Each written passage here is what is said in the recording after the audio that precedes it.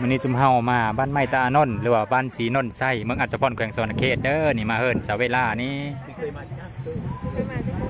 สบายดีเวลาสบายดีมากินต้มเป็ดต้มไก่อยู่เฮิรนลาวนี้ได้มื้อนี้ได้มื้อนี้ต้มไก่กินห้องท้องก่อนอันนี้นะมาเด้อพ่อแม่พี่น้องเด้อบ้านไม้ตาอนนท์พี่เด้อกินต้มไก่นี่แล้วก็มีตาเป็ดอีกอันนี้เราซุมเฮาหิวแห้งก็เลยเซิร์ฟด้วยต้มไก่ตอนนี้สาวเวลากำลังต้มน้ำโลเป็ดเห็ดตาเป็ดต่อได้พ่อแม่พี่น้องเอ้ยกินต้มไก่แล้วก็มีพ่อมันหลายคนยันมีอิ่มคักก็เลยตาเลิศเป็ดที่แบบนี้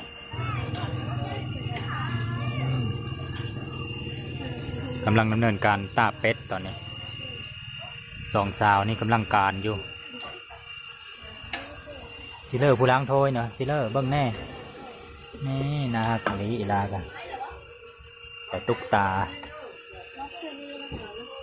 ใส่ตุ๊กตากับสาวเวลาตอนนี้สองไอ้น้องสุพรรณกำลังถอนขนเป็ดซอยเดียวเฮ็ดได้ป่ะนี่กับโบเบลอีนี่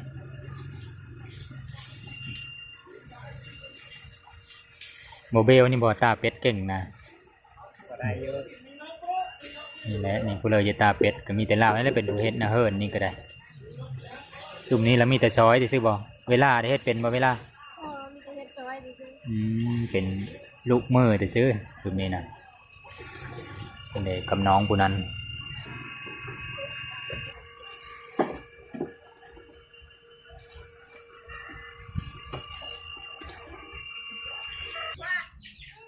ตอนนี้ถอนคนแล้วตอนนี้บ่ายสามกว่าแล้วตอนนี้ซ้ำกับกินข้าวแรงเลยพ่อแม่พี่น้องเอ้ยหลายกิโลแล้วแต่นี้ไปหาเมืองอัศพรก็ได้ยันเศร้ากว่าพุ่นยุมาเคยมาคือมันไก่เหิงมาเท่านึงส่วนหลายค่อยเคยมาแต่ตั้งบ้านนันเล่าบ้านฮอยเดอร์เลาะเสนาถมไปเลยทั้งพูนนะเท่านี้เรามาทางลัดเท่านี้ล่ะหน้าถมแล้วก็พิเลบุบ้านสีสว่างบ้านสิ่งสว่างบ้านพลสว่างแต่ก็ไม่ได้เฮาไม่ได้เนาะกายมาแต่ซื้อแล้วก็ฮอดบ้านสามหลังแล้วก็ฮอดบ้านเพื่อบ้านเดินป้อมแล้วก็บ้านสามหลังอีกโดดนี่กันอ้าวยังมีสามหลังอยู่ยังฮอดบ้านศรีนนท์ไส้หรือว่าบ้านไม้ตาอนนท์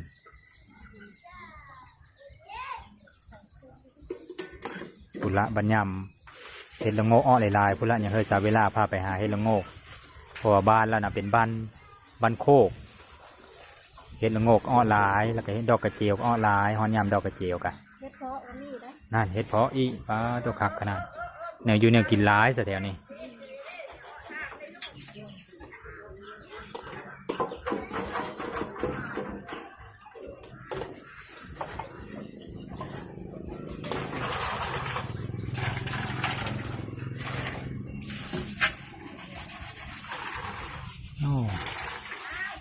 น้องสาวลากระดุขนาดน้อตั้งแต่มาไม่ได้เห็นเราพักเลยเราก็ได้เฮ็ดโอ้ผู้เอ๋ยได้เฮ็ดเพราะผู้เอ๋ยจ้ะเฮ็ดเลี้ยงเงินแล้วตื่นมาหลายแนวเฮ็ดอยู่แน่เกลือหมูเกลือเป็ดเกลือไก่นึ่งข้าวได้ทุกเลยนึ่งข้าวกับเกลือไก่เป็ดนึ่งกุหลาบลูกช่างแล้วก็นึ่งอ๋อบางเด็กที่มาได้ลุกไป3 โมงโอ้มื้อเช้านี่ละมื้อบุญเนาะก็เลยตื่นแต่เช้าแน่ระดับ3 โมงเช้าโลดโอ้ตอนนี้ก็หิวนอนอยู่แล้วนั้นเจอมื้อแรงมันลงไปได้มื้อแรงก็มีวงดนตรีพ่อพี่น้องเอ้ยเป็นมื้อครบงั้นบุญโย่มื้อแรงกะไม่ได้นอนง่ายอีแล้วมื้อแรงดึกอีพุ่นเลยดีจะได้พ่อโคเก่งได้กินไว้อยู่แล้วพ่อพี่น้องเอ้ยผู้นี้สำนานเริ่มเฮ็ดอยู่เฮ็ดกินตอนนี้โคศีลเป็ดนะซุกแล้วก็ยังเฮ็ดไปเลยต่อบัดนี้เอามาปะไว้ให้มันเย็นอ้าวให้มันเย็นก่อนยังเอาเลิศเสื้อนะบ่ถ้าเสื้อเลิศถ้าเลิศเสื้อแต่มันฮ้อนนี่มันก็เลิศมันซุกหรือมันดำเลิศเนี่ยนะบีเฮอร์ซุกเลยบ่ดิบเลยบ่เลิศเฮอดิบเลยอ๋อมันมาคิดเพิ่งโน่ดิเสื้อต่อเลยจ้ะมาคิดเพิ่งโน่ครับมาคิดกับห้อยเส้นนี้เลยเพิ่งโน่กับเกลือเสื้อตั้งแต่ตอนโค โคหมดแล้ว อ๋อเฉพาะอย่างหอมห้วยๆแล้วจ้ะตอนโคนั้นหอมขนาดเป็นตะกินขนาด เสื้อเบอร์เมื่อกี้พูดแล้วก็เสื้อของข้าเสื้อประเทศดับขึ้นข้าวนี่ นี่มีประเภทนำหอมเบอร์กี้ฮูดนี่ก็พอแห้งแล้ว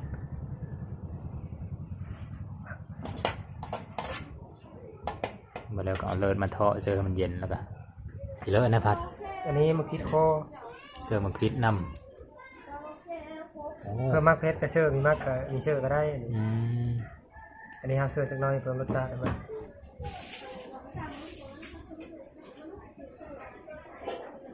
เสื้อมันควิดสุจานมันควิดผง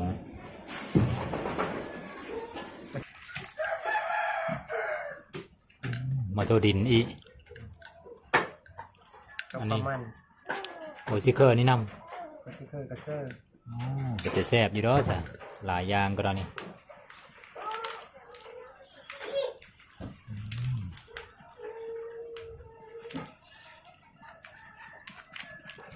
เคยเฮ็ดนับครั้งมีโทษแล้วบ่นี่เฮ็ดหลายเถอแล้วบ่ เคยเห็นหลายเธออยู่ โอ้ซิเคอร์ลงไปแล้ว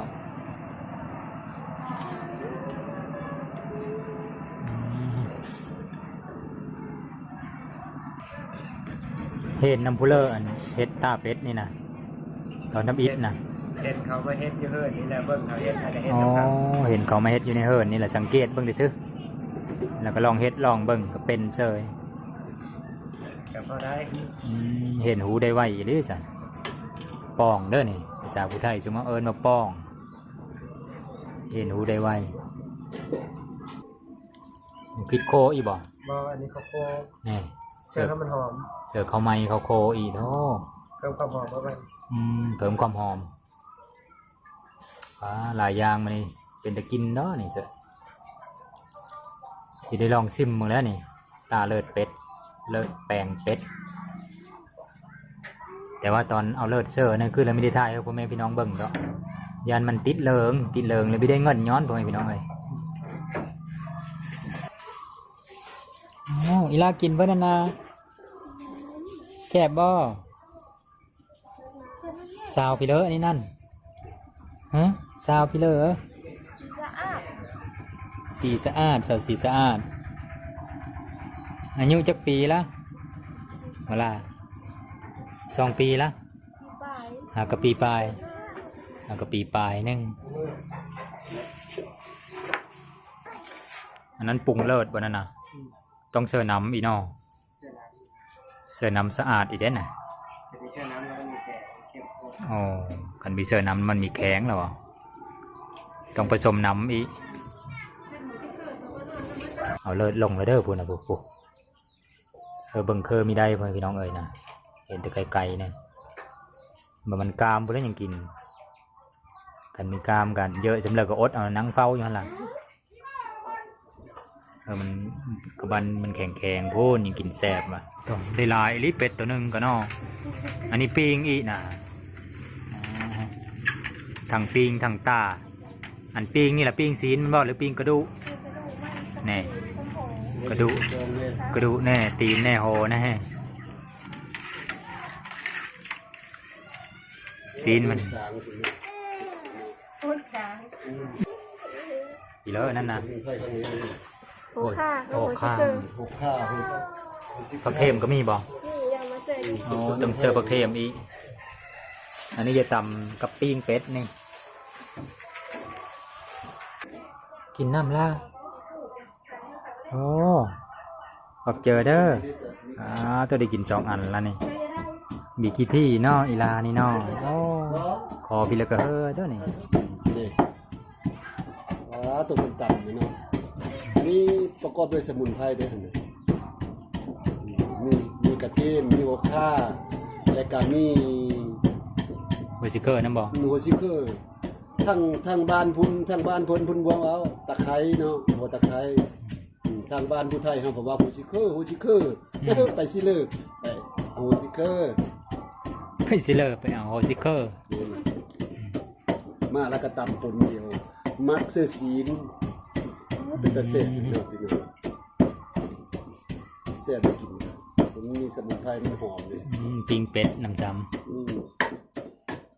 ผู้เฮ็ดกับผู้งามมีซ้ำสิแซ่บบ่นะสาวเวลาเนี่ยสาวลือบ้านใหม่ตาอนนท์ได้ยังไง เดี๋ยวมาแล้วก็เดี๋ยวมาเสียกองเนี่ยนี่เห็นบ่พี่น้อง โอ้งาม ก็งามแหละคนละยิ้มเงินเพิ่งเอาพลักบ้านเลิศอย่าหายกับเพิ่งเอาเด้อ โธ่ อืม เห็นสะบินมาเชื่ออยู่บ่ อะ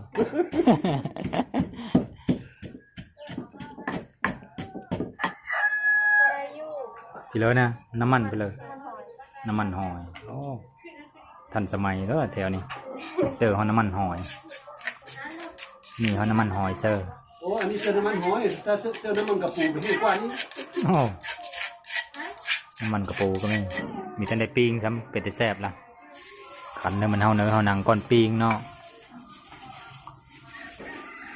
มาวีท่านซ้ำคือว่าโง่ได้ลูกบ่ ในลูกหวานนี้ อื้อหือ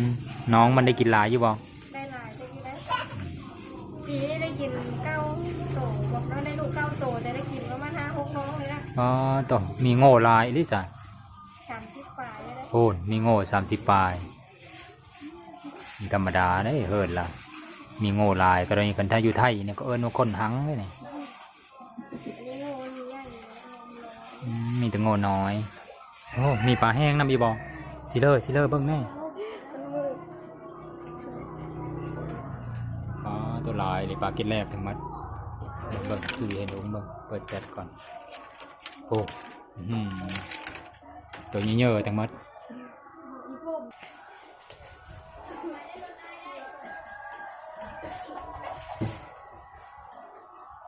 สาวเวลาแล้วบิดห้าห้องเฮนได้เนาะอ้อห้องเลอบุ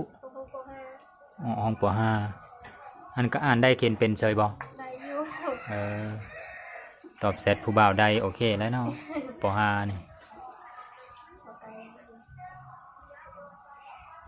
ปิงเป็ดแล้วตอนนี้อันนั้นแข็งแล้วได้เลิศนะแข็งละสินายซุมเฮาก็ไปกินแล้วนี่ปิงนี่จะไปได้กินเนาะก็มันละสุกซุมเฮาจะได้เมื่อก่อน แต่ถึงยังไปเท่านั้น โอ้ไปเมืองนะบ่ ไปโรงเรียนคุณแม่ นี่แถวนี้เราไปซื้อเคิงก็ต้องไปดงเห็นพุ ที่จะไปโรงเรียนคุณ ดงเห็นแล้วมันเจริญก็เมืองซุมเฮาได้เมืองดงเห็นละ ก็ทางมันออกไปทางนี้ง่ายกว่า อ๋อไปทางดงเห็นละง่ายกว่ามันอ้อทางดำเลยได้เนาะ ไปนี่ก็ทางดำเลย มันอ้อทางมีทางลาดยางละไปง่ายคันถ้าไป ทางมันยากเลย ไปเมืองอัศพรละทางมันยะแน่แต่ก็ความไกลก็ดงเห็นและไกลกว่าสิเนาะแต่ทางมันง่ายส่วนหลายก็ไปซื้อเคิงไปซื้ออยู่ดงเห็นผู้ใดแล้วก็ธนาคารก็มีอยู่ดงเห็นผู้ไปเฮ็ดธุรกรรมต่างๆทางการเงินต้องไปผู้ใดดงเห็นผู้ใด เห็นได้เลยนะ เมืองอัศพรเนี่ยยังมีธนาคารเป็นเมืองน้อยๆอยู่เมืองของซุมเฮานะแต่เมืองซุมเฮาแล้วมีแต่ผู้ไทยเนาะ70%ผู้ใดผู้ไทยนอกจากนั้นก็เป็นเผ่าลาวเทิงหรือเผ่าบลูแล้วก็เผ่าลาวก็ผสมเล็กๆน้อยๆพวกข้าราชการมาแต่มองอื่นหรือว่าเป็นเคยมาแต่มองอื่นพุ่นยังเป็นเผ่าลาวหั้นนะแต่พื้นเพเมืองก่อนซุมเฮาจะมีแต่ผู้ไทยได้สาวเวลาเอาลงไปเสิร์ฟทั้งตะลุมพุ่นละลงไปกินน้ำเดียวอยู่หลุมพุ่นเด้อพ่อแม่พี่น้องเด้อพาบักเงี้ยกันนึงมาเด้อพ่อแม่พี่น้องเด้อกินน้ำเดียวเด้อนี่หลายคนแต่ได้นี่ติดเข้ามาตำลังกินกับข้าวอีกเวลา พูดอะไรเยอะเลยที ผู้เลยเยอะกับข้าวก็กินหรอเปล่า เอิ้นลงลาวเด้อ จะไม่ได้ข่าวแล้ว จักแล้วไป มาเด้อพ่อแม่พี่น้องเด้อหลายคนอยู่ดอกกิน แต่ไม่ได้หันกองเสือเขายันเขาอายหันเธอแต่สาวเวลานี่ละนี่ จิ้มแม่กิน ชิมๆไปก่อน เดี๋ยวค่อยไปสิกินลองเบิ่งค่อยมีค่อยได้กินเด้อ กินหลังเชื่อนี่นะ เบิ่งกับพ่อเบิ่งแล้ว